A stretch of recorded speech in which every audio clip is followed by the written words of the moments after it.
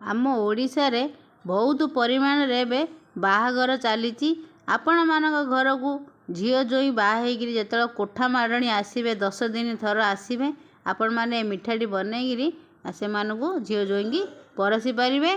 तो चलतु देखा आमे किपरि मिठाटी बनईकि तैयार करवा आमे देखा। चलतु पूरा वीडियो लास्ट पर्यंत देखंतु परफेक्ट जानीपारे से तापरे आपण मानकर जोई मानू बनईकि ये परसी पारे। मिठा 10 दिन थर आसिले मिठा बन पारे से मु अध लिटर आम क्षीर नहीं जाइचे तापर आम 150 ग्राम पनीर नहीं जावा।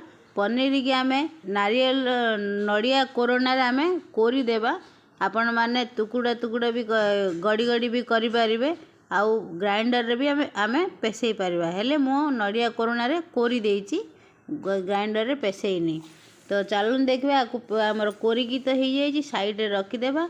आमर क्षीर एबे अध लिटर रु आमे कम हो गला सिझेई 20-15 मिनट ताकू हाई फ्लेम में सिझा को पड़ो। तापर 4 चम्मच आम चीनी डा पकई देइची आउ क्षीर मध्य आमर मोटा हवा को गलानी सिझी सिझिकी बहलिया हो गलानी कमी गलानी भी। तापर आमे जो पनीर ताकू छिलिकी नड़िया कोड़ा रखी ताकू आमे से छाड़देवा क्षीर रे पकईदेवा कहीं आम क्षीर परिमाण क्वांटिटी कम हो आसला। तो से पकईदेवा तापर ताकू आमे भल भाव घांटा घांटी सारा पर क्षीर पाउडर आमे जो चा बनया को मिल्क पाउडर कहते से मिल्क पाउडर आमे गोटे चमच रे मु चमच पकई दीची आउ से चीनी पड़ला पनीर पड़ला आउरी क्षीर मिल्क पाउडर पड़ला ताकू भल भाव घांटी सारा पर आमे ताकू गोटे डब्बा को आमे नहींची मु ताकू तेल ग्रीस करी आ बटर पेपर से मोर छाड़ देइची आमे से बटर से डब्बा भितर आमे ताकू सेट कर देबा। केक जेपरी सेट करा होची ताकू आमे से मिठा को सेट कर देबा।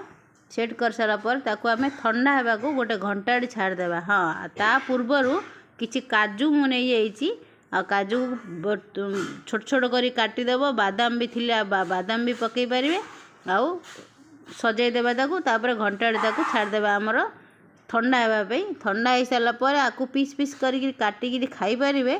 ये क्षीर आ पनीर रे बनिची एकदम परफेक्ट मिठाई बनिची बाजार भी बनिची। आपण माने बाजार जिनस खाइबा भूली जिवे एपड़ी कम बजेट रे हमर मिठाईटी बन जाउची सबुठ स्वादिष्ट लगुची। आपण माने घरे गोटे थर ट्राई करिवे तापरे जानि पारिबे केतिकी मीठा नागुची। वीडियो भल लागिले लाइक सब्सक्राइब जरूर कर देबे। मिलिबा नुआ वीडियो।